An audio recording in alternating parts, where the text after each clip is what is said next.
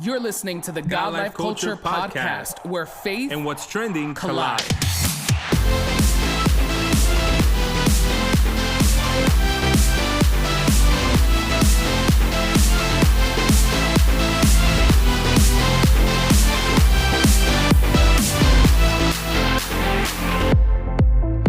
Welcome back to the latest episode of the God Life Culture podcast. This is Eddie. What's up, everyone? This is Miguel, and we are so excited that you are back for another episode of the God Life Culture podcast. We are just super grateful that you are taking of your time to check out this podcast, to listen to this episode. If you haven't already, hit that subscribe button so you can be notified every time we drop an episode. And if you haven't done so already, like we always say, please leave us that review and that rating. It definitely helps put our podcast in front of more people. Eddie, how are you feeling today? Today is a great day. I was actually thinking, I was a little frustrated this morning because I lost another one of my pins on my Crocs. And, Crocs is something that is like weird because I remember back when I was in college, maybe like freshman year of college when they first came out and started becoming popular, and they only had like one or two colors. Now it's like this whole culture where everybody has these different multicolored Crocs and all these pins and stuff. And back in college, I had a black pair. It wasn't nothing that serious. But now, because of the wife and the kids, it's like we have to have matching pins. We have to have something that represents us. But they keep popping out, and I'm like, this is so frustrating. So every once in a while, I'll be like walking around the living room and be like, there it is, and I have to like pick it up and like pop it back in. But other than the frustration that comes, which is so minimal, like not even an issue of having to look for and find these pins that keep popping off the Crocs, I'm doing great. How's everything in your world? Good. Everything is going great. We are experiencing a heat wave here in New York, they're saying. So there's like a heat advisory. It's like, highs of like 93, feeling like 110. So that's not good. And then, of course, out of all weeks, this week, my car AC decides like it's just going to slow down, and not function at its best. So, we're dealing with that. But like you said, these are things that are minimal, I mean? That we in just, comparison. Definitely. Yes. And we just, deal with it and do what we have to do. But all is well. And I'm definitely super excited to talk to our guest today. Yes. I know our listeners are going to love her. I've been super blessed by her music in this past year, and it's definitely an honor to get to speak to her. Yeah, so like Miguel said, we have a special guest that is joining us today. We are like so confident it's going to be a fun and blissful conversation that's going to happen here in today's episode. So we're asking you guys to please welcome to the God Life Culture podcast, Anna Golden. Anna, please say hello to our listeners. I wish I would have started like a little like music like intro, like Earth, Wind, and Fire. Like, could you imagine? Yeah, that's so great. Like if you're a wrestler or something, like your intro music. I know, right? And we always love to start our episodes, especially for our listeners that may not be familiar with our guest work, by asking them to kind of introduce themselves and, like explain to the people and our listeners who they are. So who is Anna Golden? Oh, God, layered question. I'm like, well, today, I'm just kidding. I am from St. Louis, Missouri. I grew up in a really, really musical family. Since I was a little kid, we started in the music industry, did a lot of stuff with like Disney Channel and Radio Disney in my younger days, and always just felt this tug to worship.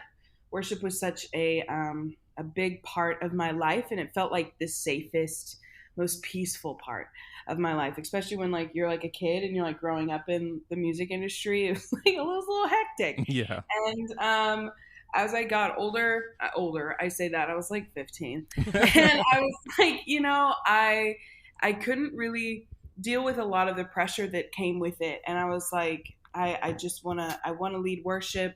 I never thought I'd ever release worship music. The worship, like, was such a sacred place in my life, and music industry was a lot of like networking and all that stuff, and I never wanted to combine the two. And then fast forward a couple years, one of my great friends, her dad had a worship conference, and they were like, we believe that you need to do one of your songs. It was called Take Me There, and I hadn't finished writing it yet. And they're like, no, we really believe that you need to do this.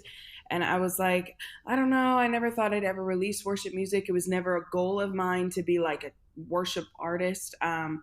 And I did that song at the conference. And from there, it was crazy to see how the Lord it was a worship leader conference. So every person there was a worship leader. And I just saw my song go in all of these different avenues, quite literally all around the world. Wow. And then from there, I had made this agreement with the Lord because I was like, I'm sick of the music industry side of things. I don't like opportunism at all. I don't like working a room, trying to like get your name out there. So I was like, God, if this is you, if you want me to release music for you and for your church, then I'm putting it on you to promote it. And and I felt the Lord and I like made this agreement as long as I stay at His feet. And he'll take the music where it needs to go. And then from there, I released an EP, and it was crazy. It like charted for like 16 weeks, and it was just like wild. And I knew how to promote, and I knew how to do things like that, and we didn't do it. It was almost like this like test. And from there, like the Lord just continued to blow my mind. And any opportunity that I've ever had in this field is really just God bringing it to me. I'm a very, very hard worker, but like I said, I'm not like a strategic networker in that way. And in 2018, I believe, Tasha Cobbs, who she just had gotten married. So her name was Tasha Cobbs Leonard then. And she was emailing me. And I remember opening my email. I've always been such a big fan of her. She was like a mentor of mine from far away. And it was like, hey, I'm recording an album in Atlanta, Georgia, and I'd love for you to be a part. And I thought I'd like signed up for like an email program. Like, like those things like, hey, worship leader, come join me. You know what I mean? I was like, oh, sick, I'll go to the concert. But it was actually her. And then the later in the email was very specific. And she had referenced my EP. And I was like, wow, okay. And I had gone to that recording. And it was really instantaneous, just felt really called to her. And she felt the same to me and like immediately took me under her wing. And then so much had happened. And fast forward about 2 more years, she signed me under her imprint label that she just launched called Teely Records. And I am their first artist. And then now we just released my first album under the label, and it's called Peace, and it's a 2-sided album, just basically all around the concept of peace and having peace in the midst of easily the craziest year I think any of us have ever experienced. And it's wild because we didn't plan for that. Everybody's like, man, what a great job. I was like, I didn't know the world was gonna like shut down. Like, are you kidding me? Wow. But that's awesome. It's pretty wild story. Simultaneously through all that, since I was 16, I was always on church staffs and working at churches. People would be like, hey, do you want to work here? And I'm like, okay. So I've been in ministry full time for almost 10 years. Wow. That's awesome. I mean, you did mention that, your album Peace, this is your debut album, right? We can call it that, Peace. Yes. You mentioned it has like these 2 sides. It clearly has like a side A and a side B. So there are songs that you can sing at church on a Sunday or in an intimate worship setting. And then there are songs that you can bop to and have a good time and just enjoy, if you're on the road and all of those things. So what was your thought process for including these 2 different styles of music and production on this one album? I wanted a record that reflected my playlist because I love listening to worship music, but I also like, if I'm like getting hyped up, going to something like getting ready, it's not always going to be, I'm not always going to be listening to Oceans. Yeah, right. And sorry if that lets anybody down. Right. I'm like, I got like Drake on, we're getting hyped up. And I really wanted something that was the best of both worlds, because I do believe that a lot of believers and a lot of Christians, we like multiple styles of music, and just to encompass all of it together and still have this biblically based streamline through everything, that it can still encourage your spirit, but it doesn't always have to look a certain way.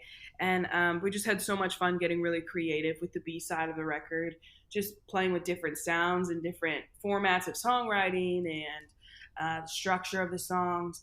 So it was so much fun to make, and it kind of speaks to who I am too. I'm such a worshiper, like that is me 100%. And I also am really creative, and I love to explore different sounds. And I don't think that mainstream music has to be the only industry that has great sounds, if that makes sense. You know what I mean? So I think that we can have the best of both worlds, and it still have this encouraging undertone and biblically based kind of feel to it. So that was pretty much it. Just trying to get a playlist in one record. Yeah.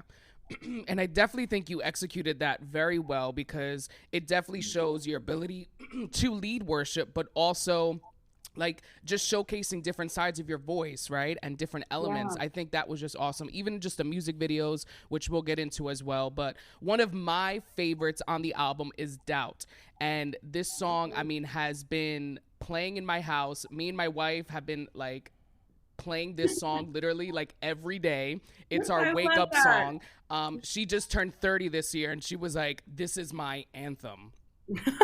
I love that so much. You know, the lyrics, you do say, "You can't make me doubt him, would have never made it this far without him. He has never let me down, and there's no room left for doubt. I know him way too well." Mm-hmm. Now, for you to say that, where, like, how did you get to the place where you could declare something so powerful, like just basically saying, "You can't make me doubt him. Like, whatever you do, however you do it, however you come at me, you just can't make me doubt him." How did you get to that place of boldness to be able to say that? You know what? The song, the concept of the song just stems from in 2020, we did Tasha's live recording in Nashville, and her last live recording called Royalty. And she had been walking through a bunch of stuff, and she's come out and talked about some of it now. And I just saw her push through so much. And I remember one night we were in rehearsal, and she always talks about practicing the presence of God. So the Holy Spirit broke out. It was just such a beautiful moment. And she was saying how, like, any report, anything, like, it can't deter me from what I know about him. And it brought me to this place too. I was living in Los Angeles for quite a bit of my life. And last time I lived in LA was maybe like 3 or 4 years ago. And we're kind of at this place in culture, and especially in like my age demographic, that we love to involve other things in a part of our beliefs, right? Like all these different religions or mantras, whatever it might be. And I had so many friends like I don't think ever tried to like deter me, but like, hey, maybe be a little more open-minded. And my response would always be, I just know him way too well to think something else, if that makes sense. Like, I look back on my life and I look at all the times where I literally didn't think I could handle what I was going through, and Jesus stepped in and was so apparent. And it's like, how could I now have the audacity to face another storm or another situation or another heartbreak and not remember what he's done? Yeah. So it's like, I just know his character too well. Like if you have a good friend and it's like, no, I just know they wouldn't do that. You know what I mean? Like you hear like a rumor or something, like, no, that's not the case. And just to get to that place with the Lord that you have such a rapport, like, hey, I'm gonna take account of everything that's happened, and I'm gonna remember who he is in this situation. So there's literally nothing that could make me doubt him, because we're just that close, you know. And it's just to have that longevity with the Lord, because we sometimes can forget, and it's like, let me look back on who he is. Yeah. You know what I mean? It's like if someone calls you up and you're like, your wife did da da da da da. You're like, LOL, no, she didn't. Like, that's not her. Like I know her. Like, you can't tell me something about someone that I know. Yes. And just to lean into that, and that we know him, and not every situation has to be this refinding my faith. Mm-hmm. Even though you can obviously have moments of doubt. And I do think this song is prophetic, that when you do feel times of doubt, it's to sing it over yourself and remind Yes. your soul. Yeah, absolutely. And I think, like you said, it's prophetic. It helps you, recenter yourself and remember, because it's so easy that in the midst of your situation, a breakup, a heartache, a storm, a desert, whichever type of analogy you want to use, it is so easy to get caught up in all of that you wind up forgetting, like, yo, but wait a minute, God just helped me out in another situation. God already did this in my life. God already did that. So why allow doubt to creep in to make me believe that he is incapable of being there again? So I think that's really great. And it was funny because, one of the things I noticed when I played your music was the title is called Peace, but she's starting out with the first track being Doubt. And sometimes I feel like as a creative who swears he's also works for the CIA and has this whole analytical side of himself or whatever, I was like, okay. I was like, oh, Anna's taking us on a journey. So was it purposeful to start off your album titled Peace with a track that's called Doubt? 100%. Because it was definitely a journey to find peace. It wasn't just like, all right, we got it. There was really a big fight for me to find peace in my life. And it still is. And I think the first principle is knowing the character of Jesus. I always to access this true grounding peace. I talk about this all the time. I'm like, first, you got to know him. If you don't, you got to read about him. The Bible is so beautiful that we just get to see time and time again his faithfulness, his character just come alive in these pages. It's like if you were to enter into a relationship and someone's like, here's a manual on the person that you're coming into a relationship with, it would be like, oh my gosh, this is such a great asset, right? And sometimes we can really overlook the Bible in that way because it's true. It's a manual on who he is and just what he's done and his character and his attributes. And just when you know him, if I know him as a waymaker, if I know him as a provider, as a healer first, then when I come into his presence and I'm like, I need a healing, it's like, well, who would I go to? I'd go to the healer. So that whole, let's get rid of the doubt. I'm going to stop doubting that you are the provider, that you are the healer, that you are the miracle worker. And then from there, we can find this place of peace. Because if I know who you are, then that takes all the anxiety out of a situation that I need you to be that. Yeah. If that makes sense. Absolutely. And there's so many people, I think, that can relate to that idea of trying to find peace, right? And just recently I was, seeing this interview that Miley Cyrus was on. She was on Kevin Hart's podcast, Heart to Heart, and she was talking about her career as a child star. And, one of the things that she mentioned was that in the next 15 years of her career, all she really wants is to find peace.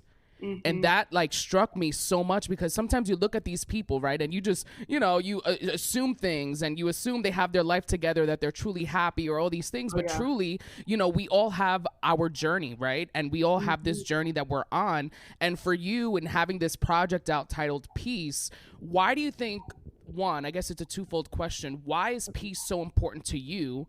And why do you think so many people are on this journey to find peace?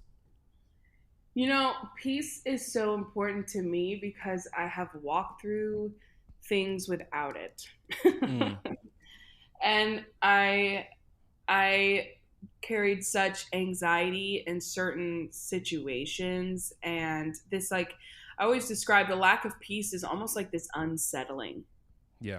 It's like walking into a house with a bad foundation, and you're like, when is this going to collapse? When is this going to fall on me? You got to keep your hard hat on. You know what I mean? The whole time you're just looking over your shoulder. And I don't think that you can truly make any level-headed decision unless you're grounded in peace.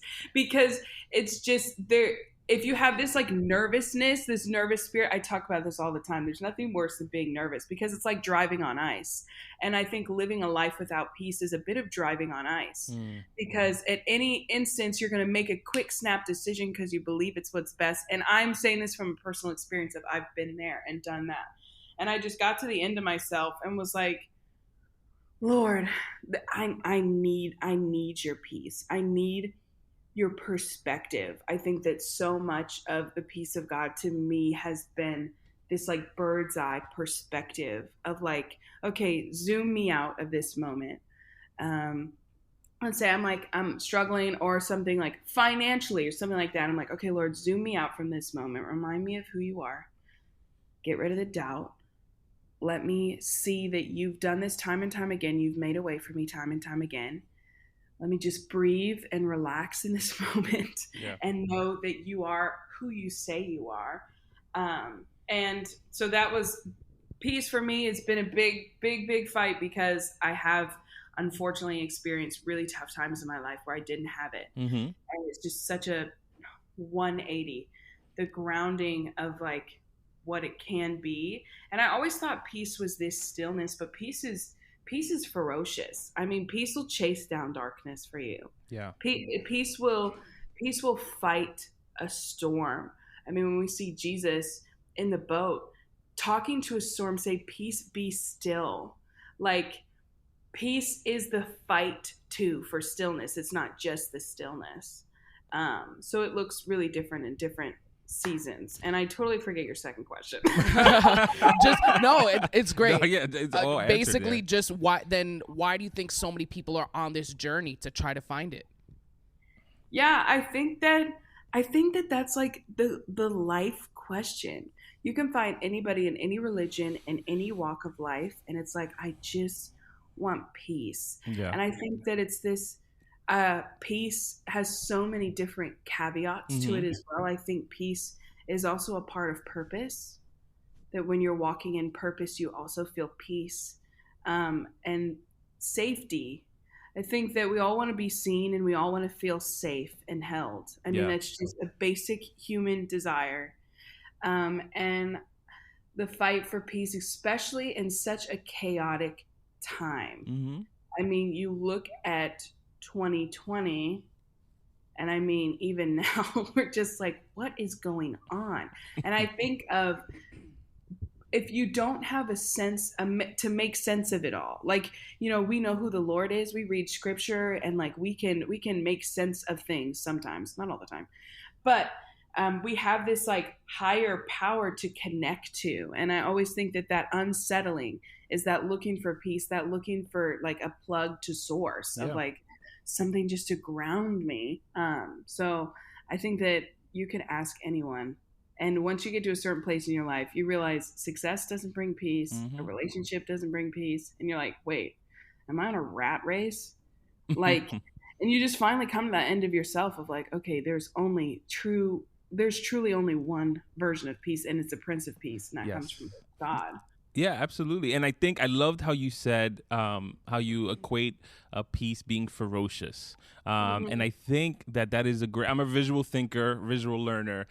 So when I hear that word and I connect it and I visualize it, you know, it's so powerful because of the fact that although everyone is seeking peace, the type of peace that they need is different depending on their circumstance. You know, there's certain people that are going through, you know, everybody's going through something, but something is different. But the truth is that as we seek this peace, that peace is so great, it's so powerful and so ferocious in Christ that it doesn't matter what your need is, he can still supply it. And, you know, Miguel sent me this video of you. I think it was from like a Forward conference back in June. And right before you were singing the songs on your track, on your album, and then right before you got to peace, you took a moment, you took a break to give a little bit of a backstory behind that. You know, you were open about, you know, a time in your life where even having difficulty or not being able to say those words or to sing those words from that song. You know, you speak about a mental break that you had as well. And there's so much that I can pull from. You know, it was like a 3-minute little thing that you said before you jumped in, but it was so powerful. You know, for our listeners that, you know, haven't been able to, you know, hear that, you know, can you share a little bit more about that experience where you were at that time, where you were having those situations, and where you find yourself now? Yeah, so at the beginning of 2019, I had like a complete collapse mental breakdown, which it's like, you say that, especially in like a church setting, and people are like, Yeah. you know what I mean? And it's like, all right, you know what I mean? Like you've all been there, whatever. But it's true. There's a bit of a stigma on in church, but we won't get there. But I was a worship pastor at a pretty predominant church, and I had a lot of like people under me and looking to me, and it was so.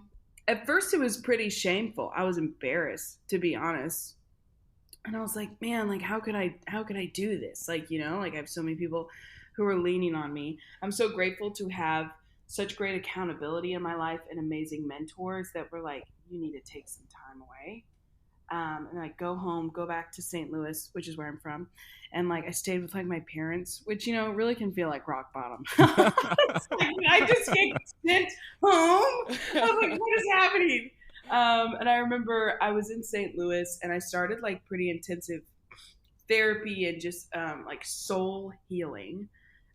Because there's so many things were going on in my life that I really just could not even handle or process. And I wasn't processing any of it. So it was piling up. It was just all these different things. And in therapy, they talk a lot about your breathing, because if you can get your breath back from under you, then you can kind of get a level head a bit, especially during like an anxiety attack or a panic attack, which if you've ever had one, you know what I'm talking about. You can feel like that feeling I was talking about, like driving on ice. Yeah. And I remember I like had gotten in the shower and I just felt the Lord just, you know, push on my spirit, like, hey, start prophesying over your breath. And that's when I started singing the chorus of peace. It just kind of flowed out of me that I can finally breathe again. And even to sing it, I didn't even have like breath in my lungs. I felt that anxiety attack coming. And as I started singing it and singing it and singing it, I started to feel my chest fill back up with air, and I just started to just cry. And I remember I got out of the shower and I went to the piano, and as quickly as I could play the song, I wrote it, which is not always the case. You know, sometimes there's like workshopping it, you know, but just sat down and just went through all these different situations of like, I found peace in a valley. I found peace on the mountain. I found peace in chaos. And just this realization of peace is not peace is not this like end of an equation of perfect things in your life. Peace is a promise, and it's a person, and it's accessible in every single moment. Yeah. I thought that I needed to earn it. I thought that poor decisions took that away from me. This bit of like, okay, well, if I put myself in a situation I know the Lord didn't want me in, then he has no responsibility to bring me peace. And it's like, that's not it. The Bible says, even if I make my bed in hell, you're there. Like this arm stretched out, being like, no, you can access this anywhere. And that was such a big breakthrough in my life. And I always talk about, I believe the Lord gives you your gifts and talents for you first. That song Peace was for me way before I ever released it. And I listen to it almost every day to just remind my soul of just peace is here, and it's around me, and it's never moved, and it's never left. The presence of God is the only thing that'll never leave you. Yeah. And it'll never change or change its mind on you. Yeah. And so, I really, it was such a crazy time, and I'm just so grateful. I'm really grateful for that song. And that became the lens in which I would write this entire record. And I'm grateful that you allowed yourself to not only, you know, be sensitive to the spirit and have that moment, but also the vulnerability that comes out with also releasing that type of music or that type of track that is so personal, you know, because there is a stigma when it comes to like mental health and stuff like that. Here on the pod, we've been speaking about mental health for years, and, you know, the importance of definitely seeking help and counsel and mentorship and all of that that comes with that. And, you know, one of the great things that I love about the track Peace is the moments where you go into the O's. You know, it reminds me so much of other tracks and other moments. You know, Israel Houghton with To Worship You I Live, Planet Shakers with the anthem, all these different songs that just have this moment of just singing out these O's. And it reminds me of where in the Bible where it says, the Holy Spirit sometimes comes in and interprets for you because you cannot formulate the words that you want to say. So then these moments of O's and these songs and these moments of worship allow for you to just get it out of your system and allow the Holy Spirit to jump in and then translate it for the Lord. Oh no, I love it. It just flows. It flows from your soul. I always say, like, when myself, like my mind, I don't know what to say, my soul steps in and cries out. Yeah, I love that. That's awesome. And even in you mentioned it a little bit before too, and you mentioned it in the track as well, in the video that I saw, the idea of mentorship, and here on the pod we've been speaking, like our last couple of episodes, that idea keeps being a point of discussion with the people that we have on our episodes. And I wanted to know, one of the things that I loved was that you said in that video as well that sometimes accountability, you used to see it as control, and how that shift changed it from seeing it as control to seeing it as safety. So what has been your biggest takeaway from having mentors in your life? Yeah, so I don't know if you guys do like Enneagrams and stuff like that, but I'm like an 8, which is like my greatest fear in life is to be controlled. So that just shows a little bit about me. And like I said, 100% when I was younger, and I had mentors or accountability, I really did see it as control. Like, you can't tell me anything. You're just trying to control me. You're just trying to whatever. And yes, I'm sure there's people who even will listen to this. Mentorship can be taken advantage of, and it can be a little skewed if you've been in a bad mentorship relationship. That's very possible. But it's finding someone that is a safe person who knows you.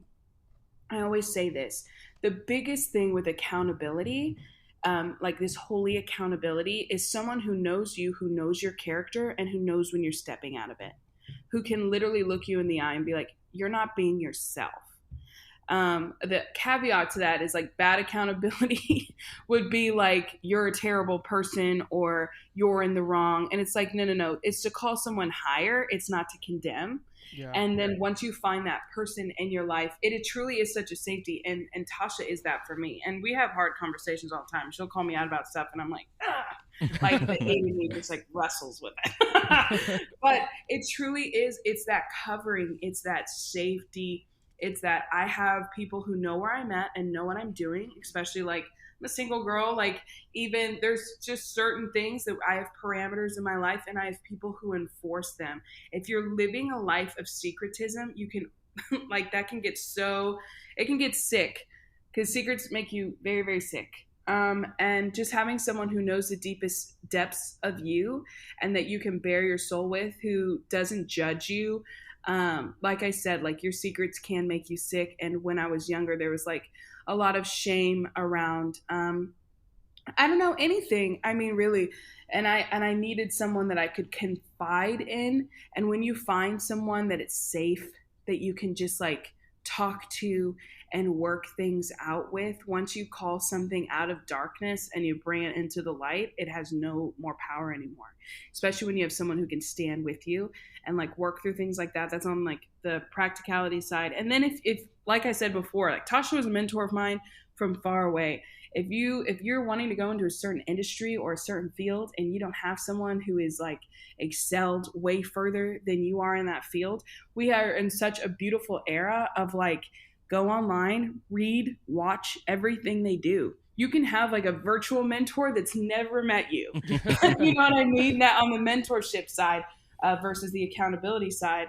I know that Brooke Lidgerwood and her husband and Tasha and Brandon Lake, they just started this thing called Creator. Yeah. And it's so great. I bought a membership to it. And it's just so many people who love the Lord, who are in the creative field, talking about their craft. And I think that if I would have had something like that when I was a kid, oh my God, I probably wouldn't have been such a brat. But just the level of how weighty what we get to do is, that we get to talk to people about their faith and all that good stuff. So that's on the side of mentorship. But accountability, it's definitely someone who knows you, who believes in you, who can call you higher and who can call you out. And that's so great because that'll keep you humble because you've never made it. You'll never arrive. It's always a journey. Yeah, absolutely. I mean, and you mentioned Tasha Cobbs and, your connection and friendship and just the idea of her being that sister. And, she is featured on the album and she's the only feature on the album for the song Rushing In. So how did that collab come about? And was it intentional that you just wanted her to be on this album featured? Yes and no. So with Rushing In, how that started, I started writing that song with my co-producer, who actually co-produced the entire record with me. And then we had Tasha's husband, Kenny Leonard. He helped co-produce on the live side as well. But Dave James, he did the whole record with me. Him and I were in Baltimore, Maryland. We started Rushing In, and I was in love with it already. We only had the verse chorus. And I remember I came back to Greenville, which is where Tasha and I were living at the time. And I was like, I want to show you this. I wrote a fast song, which is not the norm for me. And I was like, what do you think of it? And she immediately started hearing a bridge for it. And then we just sat down and just played through it. And we're just worshiping together with it for a minute. And I was like, oh, you got to sing this on the record. And she was like, of course. We definitely talked about other features for the record. And at first, there's a bit of like this concept of you need all these features on a record now. I remember like when I was younger on debut albums, you like feature no one because it's supposed to be like your sound. Thing. Yeah. But I think it is beautiful how like worship is very collaborative now at this moment. But yeah, I mean, I also take it super, super weighty of who you align your sound with as well. Yeah. So Tasha is such a trusted voice in my life. And I would love like in the future collaborating with more artists, my friends that are artists. I think that's great. I think we'll see more of that like in the future. But I loved that this was my debut record on her label, and like she being a part of it. I think everybody expected us to do a song together too, and it was really great. It just felt like that whole recording was like family only. Yeah, it was really, really cool. Yeah, which is awesome. And I love this. You have this other song on your album, which is great. But I think what makes it even more great is the music video behind it. And I'm talking about your title, Safe. And you start off Safe with like a little disclaimer. And you're saying that Safe is written from the perspective of God's love for us, a father to his child. I don't have a child, so I'll be portraying this with my cat, Carl. First off, before we even get into that, how's Carl doing today? Carl is being a little obnoxious today. Carl is currently locked in a room because he's a little grounded. I just moved to Dallas, and Carl's like getting used to, his new surroundings. So he's been like scratching the furniture, which is like, he's not that guy, I'm Carl's accountability to know he's not that guy, okay? You know him well. Yeah, I know him. I know him. It's not in his heart. He just, acting out. Carl's great. That video was one of my favorite things I've ever made, and I think it just speaks so much to my personality. Yeah. And some people are definitely like, "Oh my God, you're so weird." I'm like, okay, but it was so much fun, and I think that it also brings like a light and not as heavy side to like. I'm a big believer in not everything has to be so deep. So I was like, let's make this fun, and that song. It's a really fun song, and it's truly one of my favorite ones on the record. Yeah, and I think we could definitely tell that it's a fun song. The message is definitely great and powerful as well, but with the video, it definitely makes it fun. So when when you're combining the music with the video, what do you hope your viewers get out of Safe? Yeah, I want it to be shown that like the way, in the video I am with Carl. Like, Carl's this little, like, teeny cat, couldn't do anything on his own. And sometimes I feel like that's, like, our dynamic with the Lord is just, like, he just is obsessed with us. Like, he loves us so much. Like, even though, like, Carl's like destroying my furniture right now. I just love that guy. You know what I mean? And I think that, and I know parents can probably speak to this even more. Carl is my son. But it's just this, like, you could do no wrong in my eyes. And I think that there's truly this beautiful sight that the Lord has for us. It's almost like he sees us through like rose-colored glasses of like, I'm just obsessed with you guys. Yeah. And that's what this song is. And that the message is like, I've seen you go through all of these situations and all this heartbreak, but like here you'll be safe. Like in my arms, you'll be safe. So like, just, you don't have to keep going through the same cycle of getting heartbroken. Like I'm not going to leave and I won't move. And it also speaks to a lot of, if you've experienced a lot of heartbreak in relationship, I really do believe that this is like a healing song for that. And especially if you've been through an abusive relationship where you have been with a partner that is unsafe and has harmed you, I really do believe that this song brings healing to that, because God is there to, he's waiting on the edge of his seat to rewrite your story and to that narrative of being safe, and you're okay here and you can rest here and you can breathe here. So yeah, and that message, again, is just so relatable to many people. And, you know, something else that's super relatable is transitions in life. And you recently shared a life update on your Instagram that you moved to Dallas, Texas, and you're now serving at Shoreline City Church. And I think many of our listeners, again, can relate to transitions in life, to moving, and all of the feels and feelings that you kind of go through, the fears, anxieties, the worries, the excitement. So can you talk a little bit about dealing with transitions and how you're, dealing with this shifting, season in your life right now? This has been one of the easier transitions in my life, I will say. So it's definitely different going to a whole new city. I will always say the hardest thing about transition for me is there's a sense of like grieving the last season.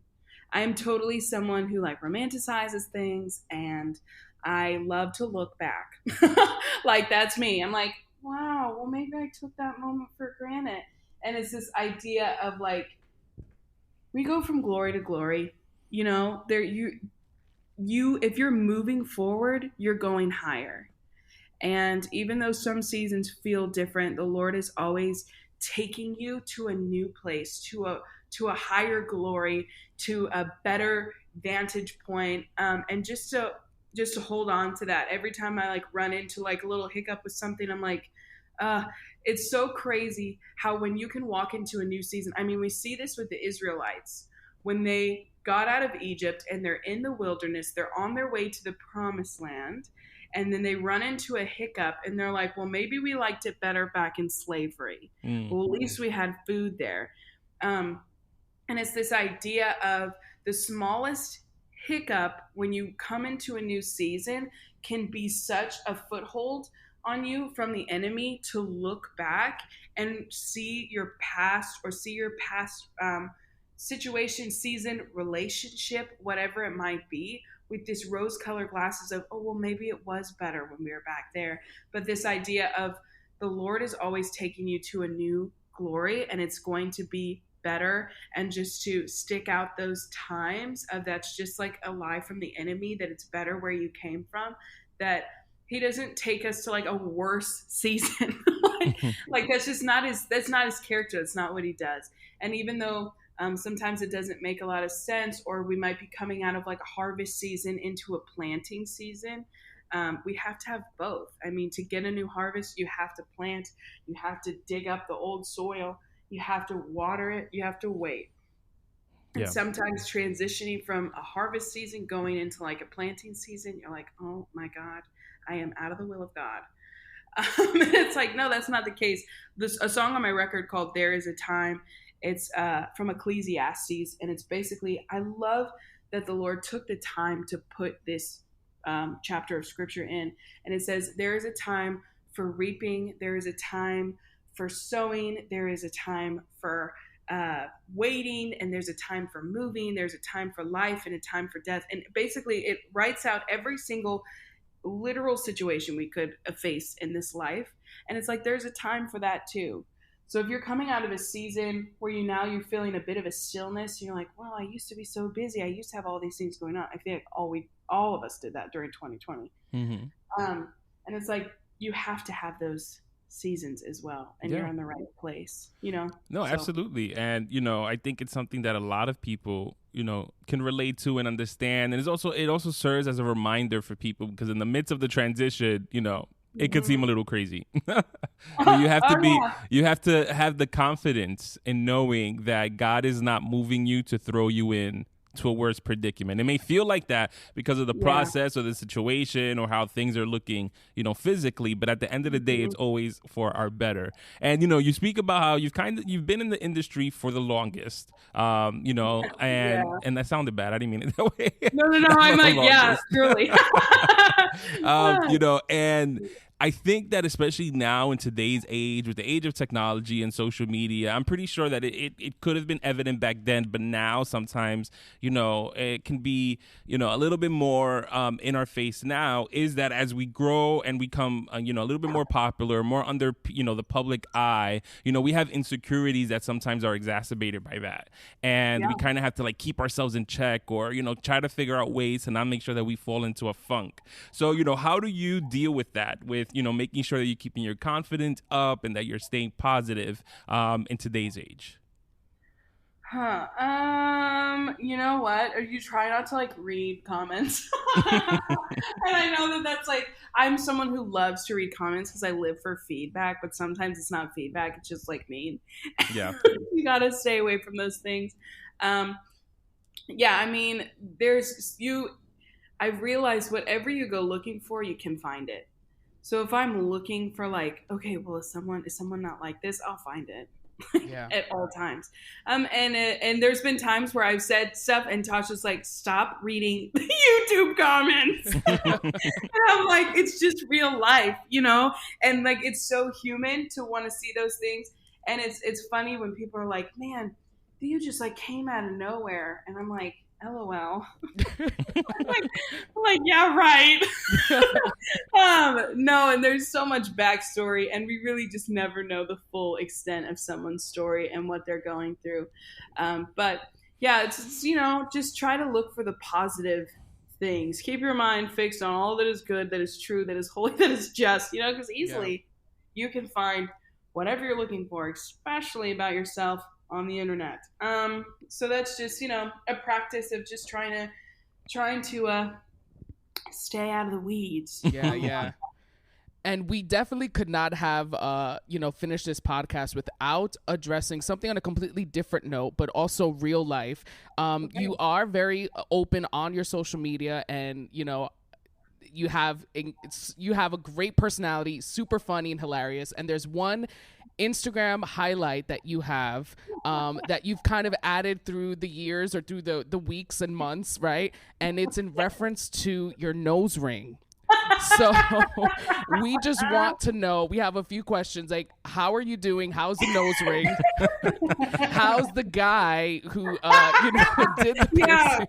Right? So we just want to check in to make sure that's okay. That's so rich. What's funny is I will literally be at a concert or at a service or an event, and someone will be like, so how's your nose ring? I'm like, wait, what? Oh yeah. If you don't know what we're talking about, I had the weirdest experience getting my nose pierced a couple of years ago. And it was the guy that, you got to go to my Instagram and watch his highlight. It's honestly mind bending, but that is par of the course for my entire life. I run into a lot of these situations. But it's doing okay. I mean, we're never truly out of the woods. It's always, I think it's just from ground zero. It wasn't great technique. It was literally an afternoon. We were in Greenville. I was with all my friends when we worked for a church together. It was me, Tasha, another artist. His name's Todd, friend Daniel, friend Chris. And we're all sitting at lunch. And I was like, man, I've been wanting to get my nose pierced. And Tasha's like, you've been talking about getting your nose pierced for so long. Let's just go do it right now. And I was like, oh, okay. I was like, okay, all right. So then literally we just pull up to the most random, read the reviews, please, for the love of God, before you go get a piercing. Random place, Greenville, South Carolina. And this little guy like pierced my nose, and then we had such an issue. And like right now, I'm going to be honest, I'm so scared of my nose piercing closing up, but I lost my nose ring, so I have like an earring in it right now. It's like I'm also not helping the fact like there's like always fresh tea on this situation. It is what it is. So I have an earring in. Praise God, this isn't a video interview. Anna, it has definitely been a pleasure to have you on the pod today. We've gone from a roller coaster of talking about like really deep spiritual stuff to things that are absolutely hilarious, but also important to our everyday life. And before we exit off this interview, we want to give you an opportunity to tell listeners where they can find you. So can you please share your socials and all of that? Yes. Any of my social media is all under Anna Golden Music. I'm easily the most active on Instagram if you want to like see the day-to-day shenanigans. I'm trying to get into TikTok, but I feel like once I do, it's going to take over my life. So I'm just like real on the fence with that guy. But it's also Anna Golden Music, TikTok, Instagram, Twitter, Facebook. If you're a Facebook guy, man, good for you. And then that's also the same. And then all my music, you can stream it on any streaming platform, whatever your preference is. Yeah, absolutely. So make sure you go check out Anna's album, Peace. You will definitely be blessed. Go to YouTube and check out all of her music videos that she has. There's a video for almost, I think, every song on the album. So definitely be blessed by all of that. So Anna, we just want to say thank you for being a guest on our podcast, for being so open. And we know that our listeners will be blessed by this conversation. Thank you for having me. It's been such a blast. Y'all are the best. Of course. And again, go follow Anna, subscribe, purchase, download, do all the things that, you know, we love to do and show support. And definitely follow our podcast on Instagram, Facebook at God Life Culture Podcast. Subscribe so you can be notified when we drop our new episodes. So thank you once again, Anna, for joining us. Thank you to our listeners for sticking with us on a new episode of the God Life Culture Podcast. That's God Life Culture. Until next time. See ya. Bye.